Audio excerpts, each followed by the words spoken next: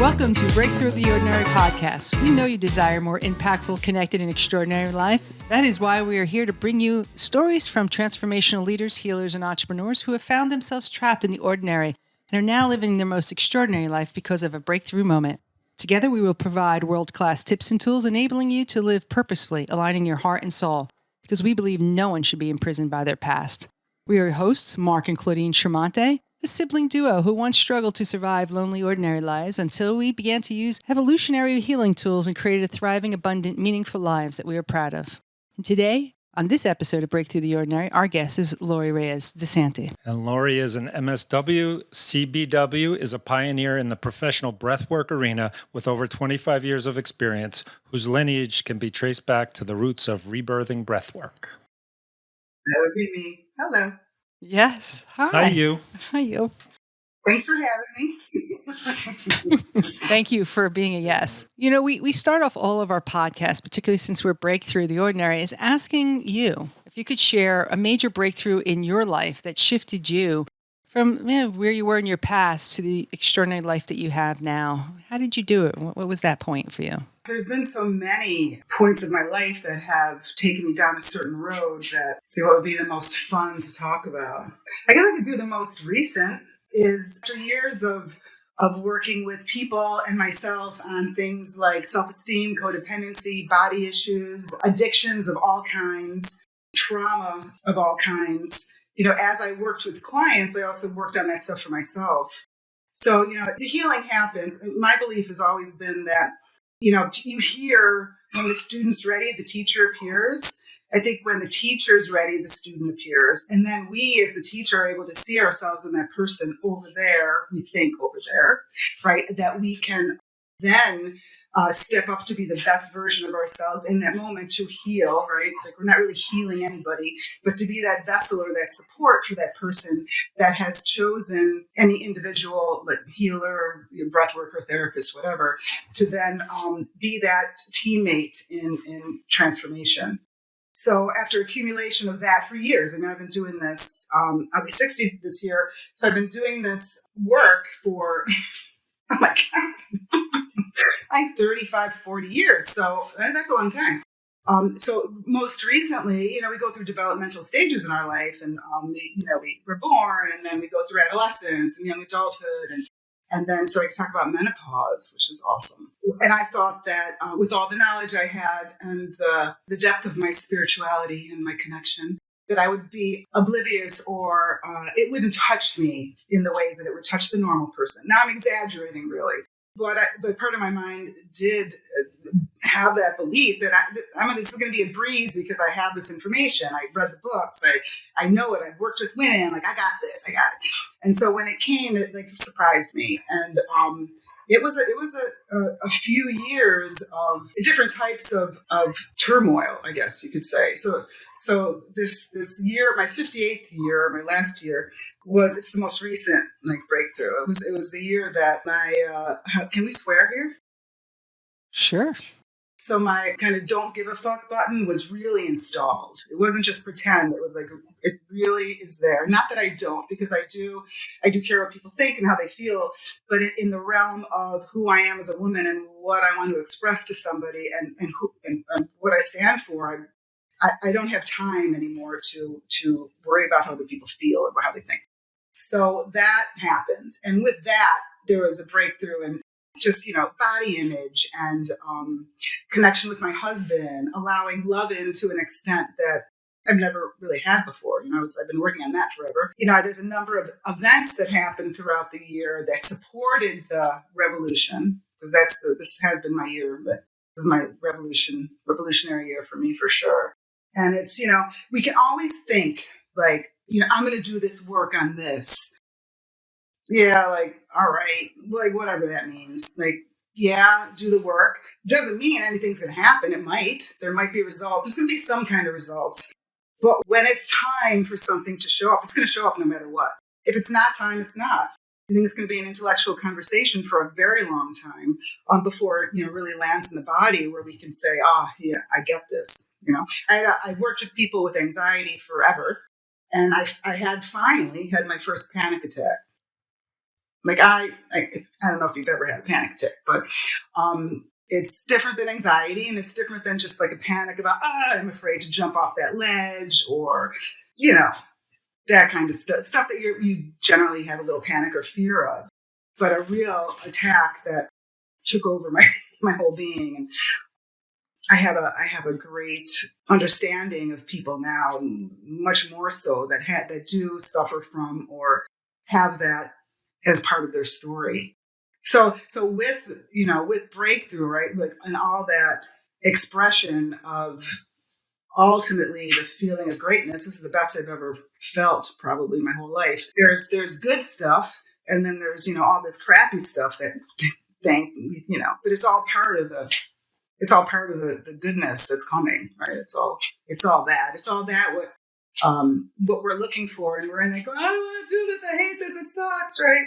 And kicking and screaming, getting to the other side. Now that's the key, like not to stay in that kind of shadow, but to move to the other side and choose the light. Like, what else do I have to work on, right? So it's great. Yeah, it's my most recent and most fun. I like that. The button. I strive for the button. Right here. Button right there. That button. Right there. There it is. Is that yours? I agree. You never know when it's coming or how it's coming. No, you don't. Life has its own plan for sure. Yeah. We know you do breath work. Can you share what it is and how you work with breath? Well, breath work, right? It's our in the most simplest of forms, it's our own personal medicine. We come in with it and we leave with it. It's our first breath, okay, I'm here. What am I doing here? To hopefully, that was a good ride, and I'm grateful. Hopefully that's the last breath. And then we have all this, right? We've got all this, these breaths in between, and it's we can use our breath for anything, to regulate anything. And when we realize that we have this tool that's been given to us innately since we're born, it's, what a gift for sure. So the type of breath work that I have been involved in is trying to figure out where the camera is to look at. Is it up here? Right there. Yeah.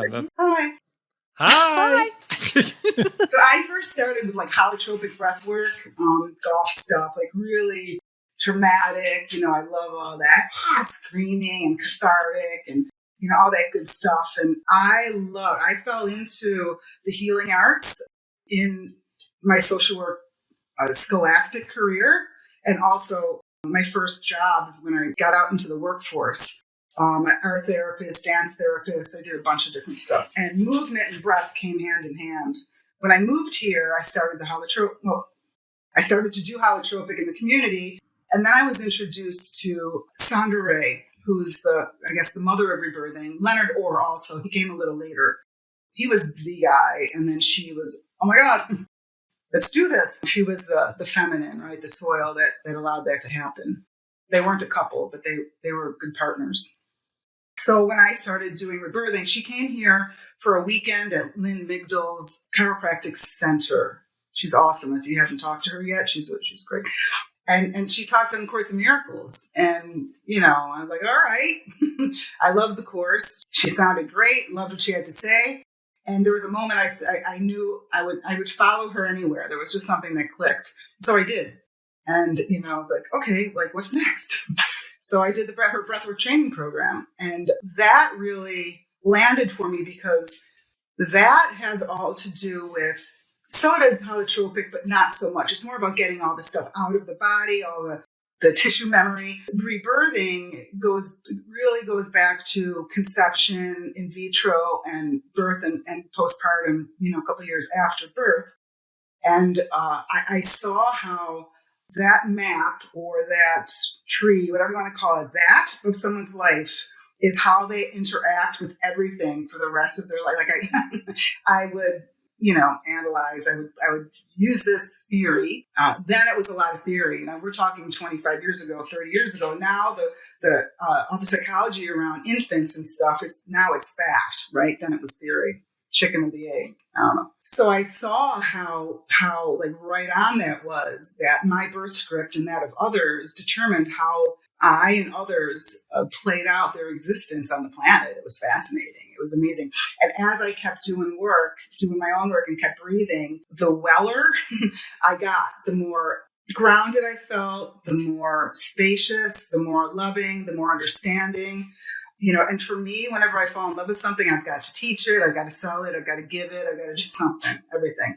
So of course, I got certified in that training also. So, I have a lot of breathwork training and kind of morphed it into my own. I take a little of this, a little of that, but my roots, my heart really is in rebirthing. So it's a technique that's used to uncover blocks and traumas of a life, right? So we could say it's now, but we can take now back 99% of the time and find that in the birth script.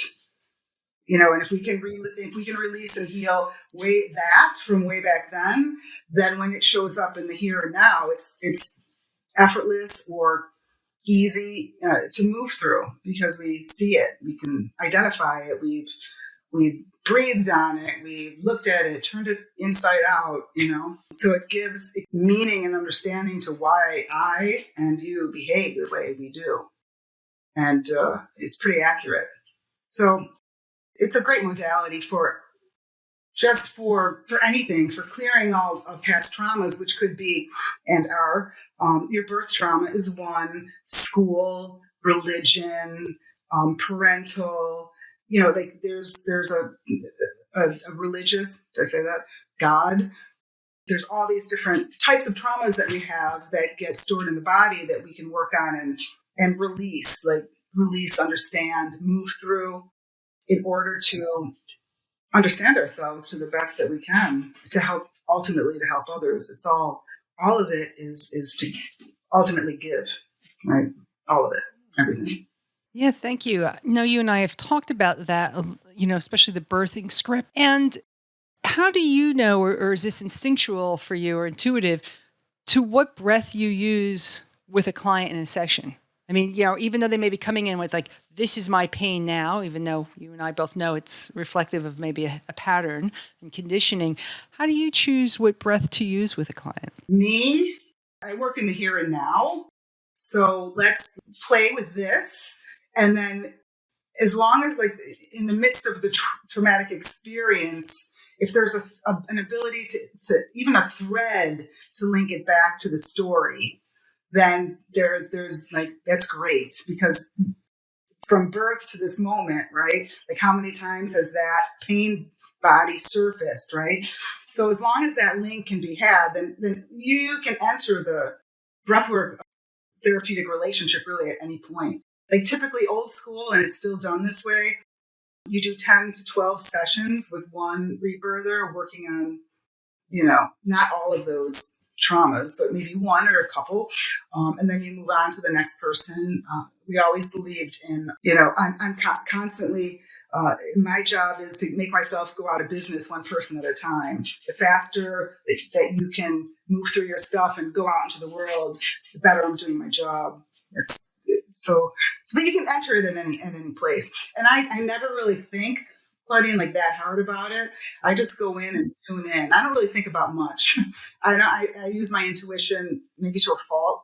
It seems to work. So I go with that, but if somebody comes to me and says, look, I want it, I want Isandra, I love her books, I worked with her before and I want to do it like that, then I'm all down to do it. And that's fun, to really get down and dirty with one or two painful negative core beliefs or experiences. I had never thought about it from the place of core beliefs before with the use of healing and breath, because as we know, that's a script that's it's in our body. Like you said before, our tissue, our cells, we keep it as our truth, right? Regardless if it's real or not, and breaking that pattern or that core belief through breath, that it has that power.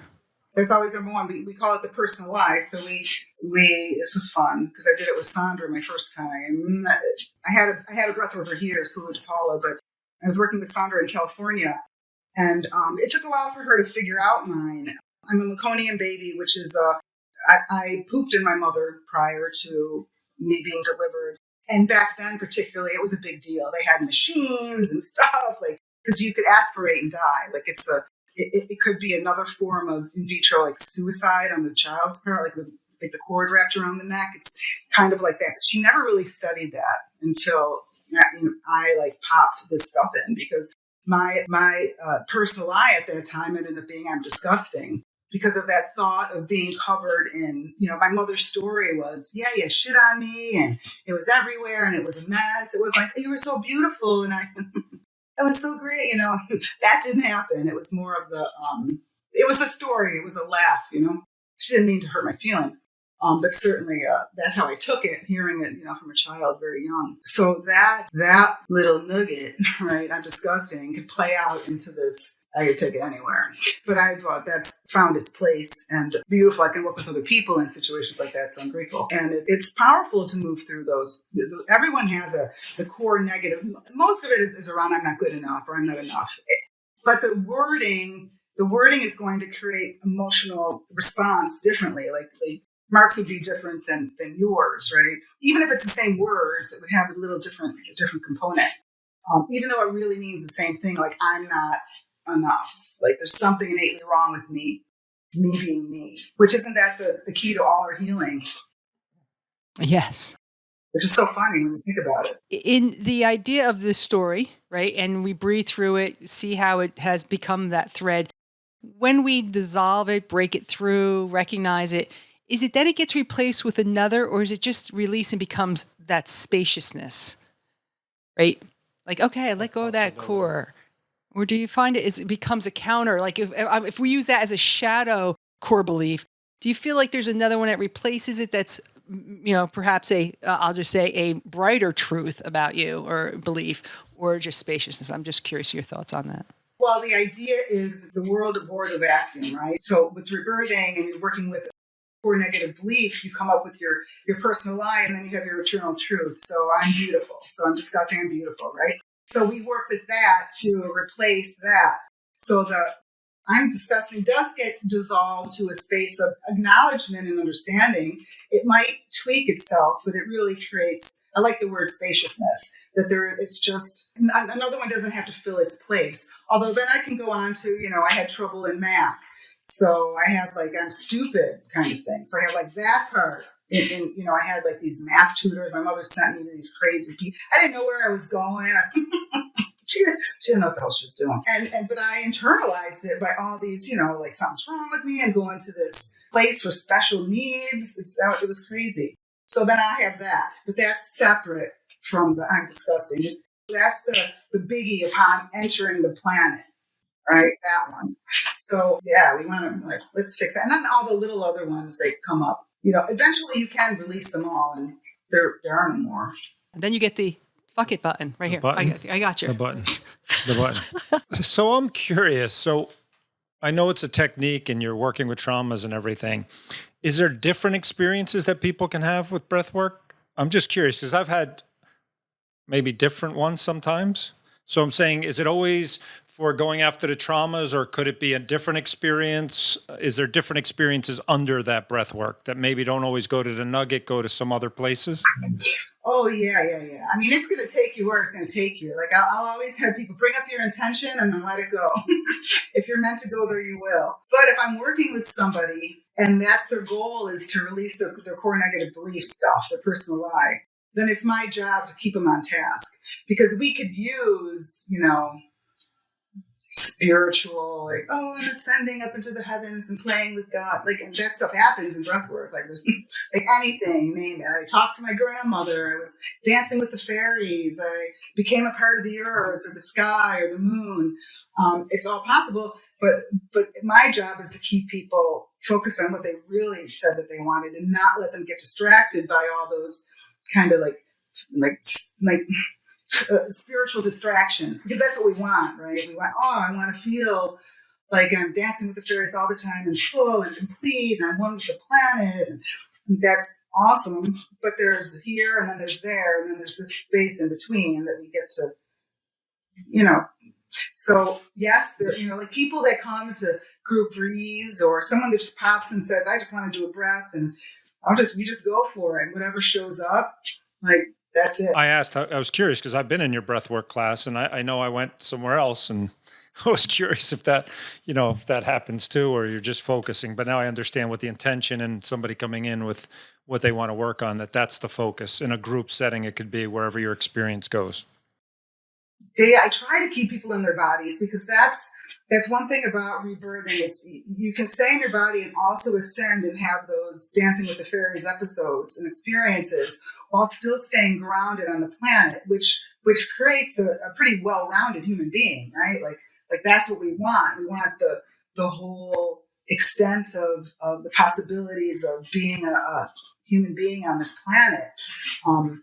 And it's so easy to fly off in breath and just, woo, especially those personalities that just are up in the ethers, And I try to pull people down as much as I can. Pull them down in a bad way, but pull them down enough to get grounded enough to experience both, not just one. I'm grounded, I'm down here, like nothing happens, or up here. But it's all good, all breath is good breath. As long as we keep moving it and we're conscious of it, I mean, it's our medicine, and it really is. I agree. I've been in your breath classes and breath sessions as well as others. And I've also noticed sometimes during breath, my hand or my mouth will get stuck in until the energy moves, I am kind of locked in that. Could you explain physiologically and cellularly what is occurring? Just your guess or what your training has brought you to understand.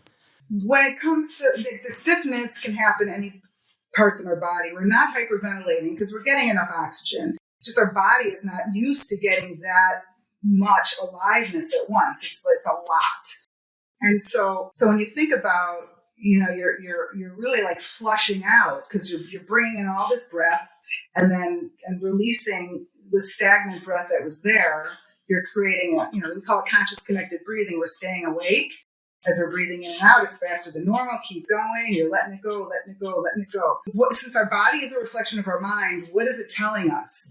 Like if our hands are sometimes our knees, our hips, our mouth. Sometimes your whole face can have just this feeling of energy and tingling. And sometimes it's like paralyzed. Sometimes the whole body can be paralyzed on the ground. Ask yourself, your body's telling you something. Like, what is this for? What is we can always ask yourself, what's the good reason for this? Even if it's a bad event. I'm not saying this is a bad event, but it's, it's interesting. And it could be, sometimes it can be a little painful. It's not, you're going to come out of it. You're not going to stay that way. But what is it? Like with the hands in particular, what is there to let go of, release, surrender, maybe hold on to? There's a lot of it happening around when I was doing breath around COVID. People weren't getting touched a lot. So, we were wondering if it had to do with, they had like their whole arms would have this heaviness. And the reoccurrent thought that kept coming up when we would do these breathes is the desire to be touched or hugged, which had been absent for quite a while. So it's asking the question, the mouth, what is there I get to say? Is there a truth to be told? Am I holding back? Maybe it's like literal. Is there a song to be sung? I don't know. But every individual, we do know. We know what it is. And when we're ready to hear it, we will. I just invite people to ask themselves the questions. What is it for? Most people will get it. Like, oh, yeah, I got to let go of my boyfriend, or, my dog just died, can't relate. Like, just like stuff. Your body is a wealth of information. It's constantly talking to us and communicating. So let's listen. And this is a perfect time to listen. And when breath work, the way I do it, I try to. Or my ideal with rebirthing is to be still. So even if you want to do all this cathartic movement or screaming or toning or whatever, to not. And like pay attention to what's behind the need to tone, to scream, to hit, to kick my feet. Like, what is it that I'm releasing? It's not, I don't care that you do it or not, but to know what it's for. So it's always about the awareness of, why are my hands like this? Or why am I kicking my feet? Or have the desire to kick my feet? Or leave the room? Or think about food, right? There's so many things that can happen. Sure. Thank you for explaining that, because I do. You're right. There's been different times that my body has spoken to me through breath or even massage, and all of a sudden something occurs. I like the idea of connecting the awareness because it's really important, I think. It's just not happening out there. It's how is it connected and how are you aware of what's happening? You've shared some of it, but what are the benefits? What are the benefits to somebody working with you or working in breath work? Well, you get a lot of the physical stuff. It's lower blood pressure, emotional well-being, connection to the body. I've worked with people with, you think about all those traumas I've talked about, self-esteem issues, eating disorders, anything where you're getting in touch with your body, particularly in like addictions. Well, most addictions do this. They take us away from our body. Shopping, sex, even though we're engaged in it, we're really pulling out when it's an addiction, not when we're drugs, alcohol, anything that gets us in touch with this suit that we're wearing for the time that we're walking this planet. Like, let's get to know it, right? Instead of run from it. And we're set up in a society where it's constantly teaching us ways to run from it. It's actually preferring that we do. And then we spend money on pharmaceuticals and stuff we don't need, and there's the benefits. And then you name it, there's a benefit. Is there some suggestions you can give to our listeners of how, or tools or tips of how they can incorporate breath or pursue the therapeutic benefits of breath? Well, if you want to find a breath worker, you can contact me. Or there's nowadays it's nice because when I retired, and it wasn't that long ago. It was about 4 or 5 years ago, and I said, I let go of my breathwork class, and it's like, Chris, who's going to be doing breathwork? Nobody's doing it. Oh my God. And I stopped doing it. I surrendered, and everybody and their sister is doing breathwork now. So it's out there. So it's a thing. So you find somebody you connect with and see if they do individual sessions, if that's what you want.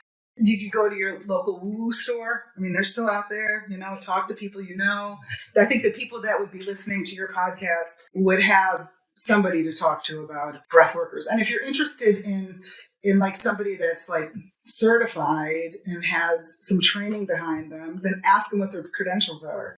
You can contact Philadelphia, New York School of Breathwork. They have a master list of everybody that's an Atlanta Breathwork, Atlanta Rebirthing School.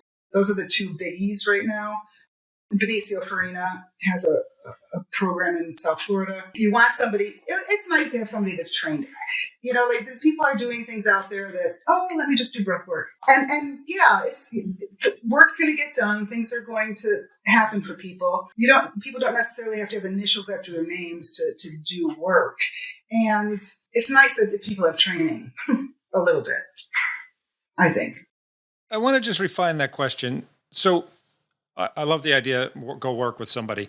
What about just in daily life? Do you have any tips or ideas that people can do because a lot of us, it's been said that we don't breathe, so do you have some tips or ways that people could actually at least start to breathe?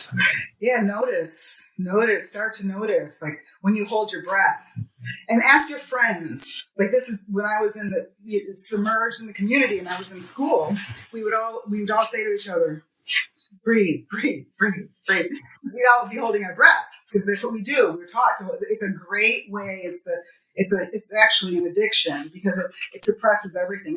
It's one of those subtle addictions. I want to say smoking, because smoking, of course, is an obvious addiction, but what it does for you is subtle. It's this little thing that just puts the cap on it, So pay attention to your breath, talk to your friends about supporting each other and in breathing. When you're standing in any line, grocery store, or wherever you are, when you stand in line, look at your feet, know where you're standing, and just start counting your breath. Just start breathing. Just notice in and out. When you go to sleep, just practice. Even if you practice, okay, I'm going to practice, I'm going to, lay down and you only do it for, 15 seconds. It's more than you've done it before. So in the next time you do it, you'll do it for 20 seconds. And it's all about noticing. And if you continue to practice breathing, it just feels better. So we like things that feel good. So eventually, often it just becomes a part of who you're noticing, I'm not breathing. Okay. Taking a few breaths in and just letting it happen. Yeah.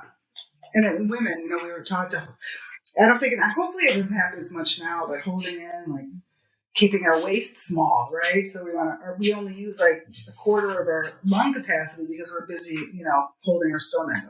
But that's what I grew up in. I hope they're not growing up like that now. I appreciate that the field of trauma, particularly around the, polyvagal nerve school of thought that's been getting more press in these past few years, is like the vagal breath, which you and I would be like, okay, well, right, we're breathing in, and then we're breathing out double the length. It's not that it's a very special breath, but right, because what we're trying to do is calm the nervous system, and massage the vagal nerve. And I think, when I first did it, I was like, there's nothing special about it, but it is special in the way because, like you had said earlier in the interview, is right. It's to really ground the body, create safety, regulation, and right. We're such a pumped society, and particularly America, and breath is the medicine that's available anytime. I know to forget. Really bring us back. It's so easy to forget it too. Like, oh yeah, I got the breath. Or silly me. That's why it's good to have people around us to remind us and not get annoyed at them when they say something. No. And I say, this past 2 or 3 years of coaching and counseling, I've done more grief work than I ever have. And I think it's COVID related. And there's many griefs. There's not just from loss, but there's many griefs of our lifestyles and things that we took for granted. And I've done more in-breath sessions, right? Even the 4 breath or, the 4, 6, 8, like you're like a 4, 7, 8.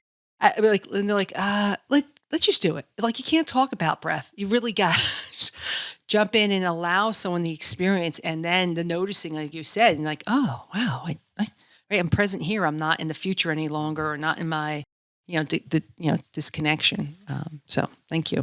Is there some parting words of wisdom you've shared, right, from the new button in your mind to your progress and the idea that you have worked through some core beliefs?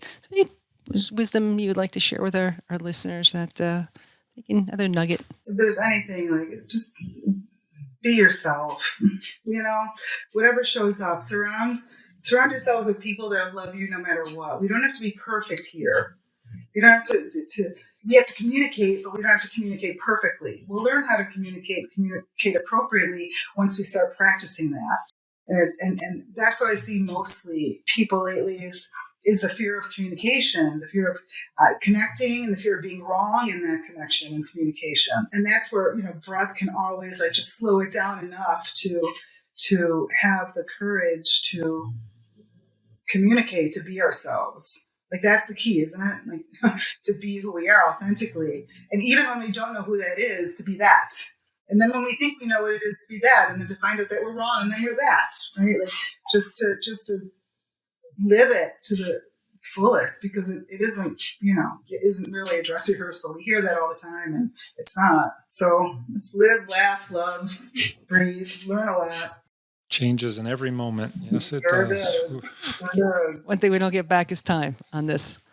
We both want to thank you, Lori, for creating the space and time to share with us your wisdom, your experience, and your new lessons. I love to know that this is an option always. And maybe in the future it'll be just born in us, because that's a lot of freedom. Right. and your vulnerability. Yeah. We're really vulnerable and honest, and shared some nuggets. So thank you. Yeah. It was a pleasure to spend time with you. Appreciate you. Thank you. Appreciate you. Thank Love you. both. Much love. Bye. Much love.